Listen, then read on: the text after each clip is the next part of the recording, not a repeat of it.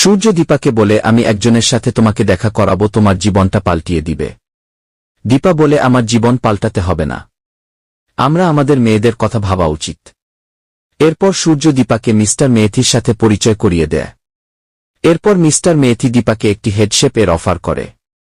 এরপর দীপা বলে, এই চাকরিটা আমি করতে চাই না, কারণ এটা আমার একার জিত নয়। দীপা বলে, আমি এই কম্পিটিশনে আমার নিজের জন্য আসিনি, আমি এসেছি আমার মেয়ের জন্য, আমার মেয়ের চোখের অপারেশন করানোর জন্য। সূর্য বলে, আমি জানতাম দীপা তুমি কখনো বিদেশে যাবে না।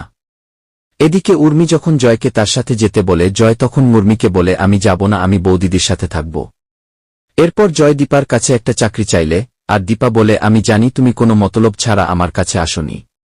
তুমি চিন্তা করো না, তুমি যদি শতপথে খেটে রোজগার করতে চাও তাহলে আমি তোমাকে হেল্প করব, কিন্তু মনে রাখতে হবে এখানে কোনো মাথা গরম করা চলবে না।